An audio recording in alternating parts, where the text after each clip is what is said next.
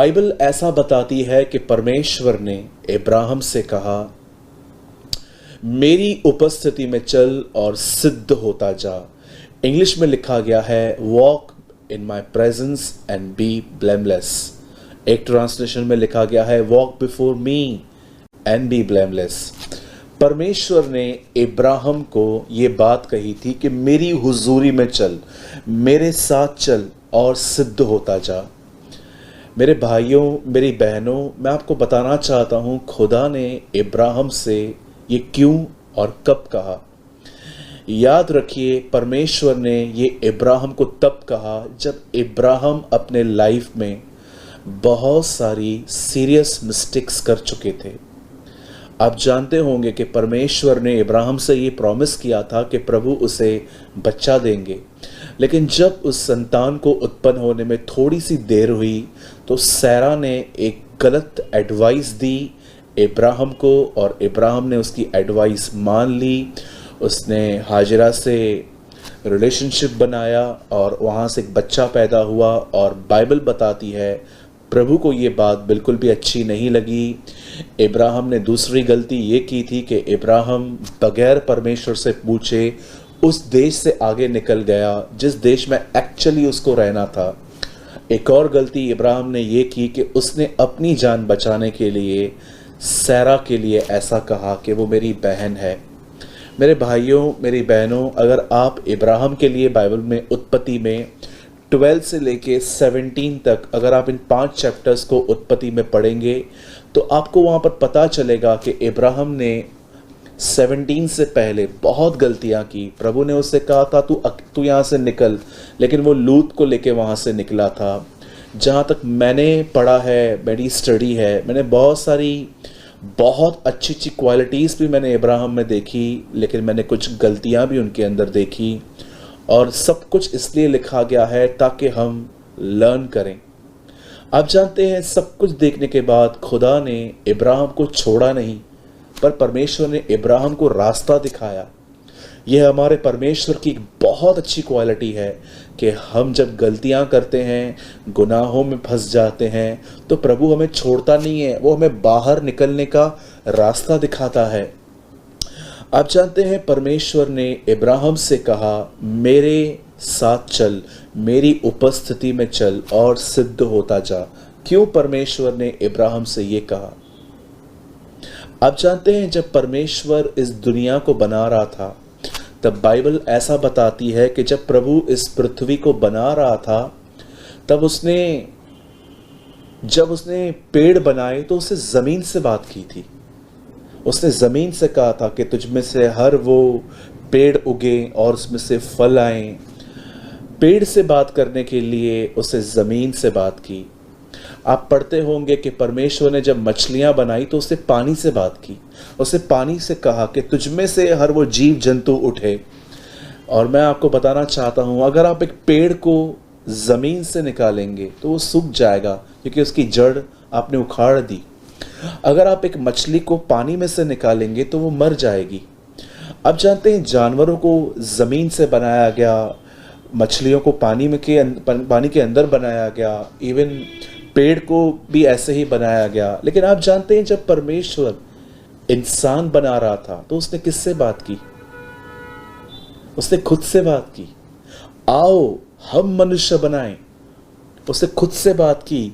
यीशु मसीह, अगर आपको कोई भी पूछे कि यीशु पहले कहाँ दिखाई दिया है, तो मैं आपको बताना चाहता हूँ, यीशु मसीह इससे पहले भी दिखाई दिया गया है। जब परमेश्वर ने कहा लेट देयर बी लाइट, ज्योति, यीशु मसीह ज्योति है परमेश्वर की। वैसे ही देखिए, जब परमेश्वर इंसान बना रहा था तो वो कहता है आओ हम मनुष्य बनाएं। पेड़ बनाने से पहले ज़मीन से बात की गई, मछलियां बनाने से पहले पानी से बात की गई। और मैं आपको बताना चाहता हूँ, इंसान बनाने से पहले उससे खुद से बात की। याद रखिएगा, जैसे ज़मीन से अगर आप पेड़ उखाड़ोगे तो वो सूख जाएगा, पानी में से मछली निकालोगे वो मर जाएगी, वैसे ही याद रखना, आपके लाइफ की फाउंडेशन प्रभु की उपस्थिति में चलना है। अगर आप वहाँ से बाहर आएंगे, आप इब्राहिम की तरह गलतियाँ करेंगे, आपको लीडिंग नहीं मिल पाएगी, आप अपने रास्तों पे चलोगे। जैसे आज भी आपने देखा होगा, लोग खुदा की हुजूरी में नहीं हैं। मिरेकल्स के लिए चर्च चेंज कर देते हैं लोग। अगर आप बहुत सारे लोगों को देखेंगे, अगर चमत्कार नहीं मिलते हैं तो वो चर्च चेंज कर देते हैं। आज बिलीवर्स अनबिलीवर्स के साथ मैरिज कर रहे हैं। आज आप बहुत लोगों को देखेंगे कि वो परमेश्वर की हुजूरी में नहीं है और वो डे नाइट गलतियां करते हैं, और गलतियां करने के बाद भी वो अपने आप को परफेक्ट समझते हैं। मेरे भाइयों, मेरी बहनों, अब आप पूछते होंगे कि ब्रदर, आपकी सारी बातों से हम सहमत हैं, लेकिन ये बताइए कि परमेश्वर की उपस्थिति में हम चलें कैसे, और प्रभु की उपस्थिति है क्या? सबसे पहले इस बात को याद रखिए, परमेश्वर की हुजूरी में चलने का मतलब है कि आप सबसे पहले ये बिलीव कीजिए कि प्रभु आपके साथ है, और सेकंड, आपको बिलीव करना है कि परमेश्वर आपसे प्यार करता है। और थर्ड थिंग, जब आप ये बिलीव करते हैं कि परमेश्वर आपके साथ है, तो मैं आपको बताना चाहता हूं, आपके विवेक के अंदर कई बार परमेश्वर आपको बताता है कि क्या सही है, क्या गलत है। जो वो कहता है कि आप गलत कर रहे हो, उस काम से अलग हो जाइए, इसी को कहते हैं परमेश्वर की उपस्थिति में चलकर परमेश्वर के अनुसार चलना। परमेश्वर जब आपको ये कहता है मेरे साथ चलिए, इसका मतलब परमेश्वर आपके कॉन्शियस के अंदर आपको बताता है कि क्या सही है, क्या गलत है। आप देखिए, अगर आपके मुंह से एक गाली निकल जाए तो आपके अंदर एक अशांति आती है। प्रभु आपको रिवील करता है कि आपने गलत किया है, और आप प्रभु से माफ़ी मांगते हो, और आप प्रभु को कहते हो, प्रभु मुझ पर दया कर कि मैं ऐसा फिर से न करूं। मेरे भाइयों, मेरी बहनों, इस तरह ही जड़ पकड़ते जाइए। हर दिन पवित्र आत्मा क्या कह रहा है उसको सुनिए, उसको समझिए, और इसी तरह आप उसके अंदर गहराई में जाएंगे, और एक दिन यीशु मसीह आपके लिए इतना रियल बन जाएगा जितना मेरे हाथ में ये कवर है। कैथरीन कुलमैन की मिनिस्ट्री के अंदर सिर्फ वो ये कहती थी कि स्वामी यहीं पर है, और लोग चंगा होना स्टार्ट हो जाते थे।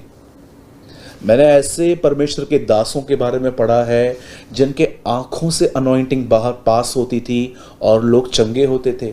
पतरस की छाया से लोग चंगे होते थे। पौलुस की देह से लोग रुमाल टच करके बीमारों पर, दुष्ट आत्माओं के ग्रस्त लोगों पर डालते थे, वो चंगे हो जाते थे, क्योंकि ये वो लोग थे जिन्होंने विश्वास किया परमेश्वर हमारे साथ है, और उन्होंने उसके साथ चलना स्टार्ट किया, और चलते चलते चलते वो परमेश्वर के इतने करीब चले गए कि अब परमेश्वर की हुजूरी इतनी थिक हो गई उनके लाइफ में कि उनके बोलने से लोग ठीक होते थे, उनके हाथ रखने से लोग ठीक होते थे। हम स्टार्ट फेथ से करते हैं, आहिस्ते आहिस्ते आहिस्ते हम गहराई में जाते हैं, और वो चीज़ें हमारे लिए रियल बन जाती हैं। मैं आप में से हर भाई बहन को ये कहना चाहता हूँ आज कि प्लीज़ परमेश्वर के साथ चलिए, प्रभु की हुजूरी चलिए। ये समय नहीं है कि मैं आपको कहूँ कि आपका वीज़ा लग जाएगा, आप ये पाओगे, आपको कार मिलेगी, आपको बंगला मिलेगा, आपको गाड़ी मिलेगी। जहाँ तक मैं जानता हूँ, ये समय नहीं है कि हम प्रॉस्पेरिटी के बारे में प्रीच करें। मैं ये बिलीव करता हूँ कि बाइबल प्रॉस्पेरिटी के लिए बात करती है। बाइबल में लिखा गया है एक जगह पर कि जैसे तू आत्मिक उन्नति करता है, वैसे ही सब बातों में उन्नति करता जा। मैं खिलाफ नहीं हूँ परमेश्वर की आशीषों के, मुझे असुविधाओं की ज़रूरत है। इवन जब मैं बाहर जाता हूँ तो मैं ट्रेन से नहीं जा पाता हूँ, मैं प्लेन से जाता हूँ, क्योंकि इससे मेरा टाइम बचता है। मैं सुविधाओं के खिलाफ नहीं हूँ, लेकिन मैं ये कहना चाहता हूँ कि अगर हम सिर्फ सुविधाओं के लिए ही प्रचार करेंगे कि ये मिलेगा, वो मिलेगा, वो मिलेगा, ये मिलेगा, तो मुझे एक क्वेश्चन है, लोग कब स्पिरिचुअली मैच्योर होंगे? लोग कब खुदा के साथ चलना सीखेंगे? लोग कब उसके आने के लिए रेडी हो जाएंगे? अगर हम सिर्फ अपनी चर्च ही बढ़ते रहेंगे तो हम डिसाइपल्स कब बनाएंगे? मुझे बताइए। मैं फिर से कहता हूं, मैं एक राइट बैलेंस प्रीचिंग करने की पूरी कोशिश करता हूं। मैं नहीं कहता हूं कि हमें आशीष नहीं चाहिए, यस हमें चाहिए। मैं बीमार रहूंगा तो प्रभु का काम किस तरह करूंगा? मैं जानता हूं मुझे हीलिंग चाहिए, पर मुझे खुदा के साथ भी चलना है। और मैं आपको बताना चाहता हूँ, हमें प्रॉस्पेरिटी के बारे में बोलने की ज़रूरत ही नहीं है। यीशु मसीह के साथ चलते चलते सारी आशीषें हमें मिल जाती हैं।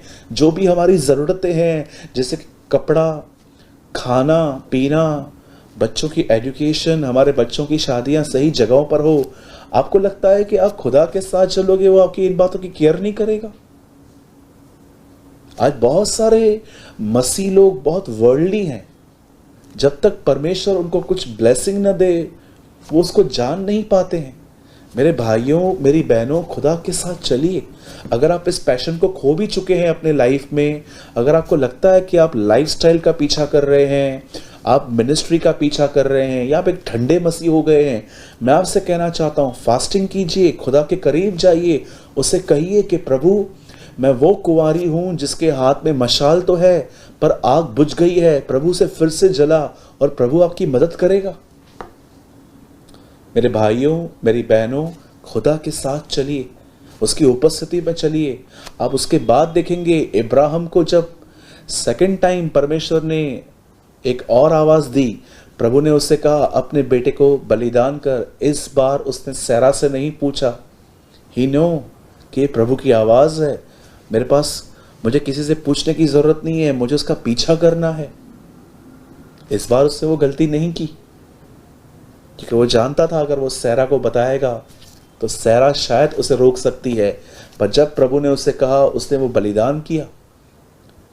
मेरे भाइयों, मेरी बहनों, मैं आप में से हर एक व्यक्ति को आज इनकरेज करता हूँ कि खुदा की हुजूरी में से बाहर मत आइए, प्रभु के साथ चलते रहिए। मैं हमेशा एक वर्ड को अपने आप में रखता हूँ, मैं उससे अलग होकर कुछ नहीं कर सकता, कुछ भी नहीं।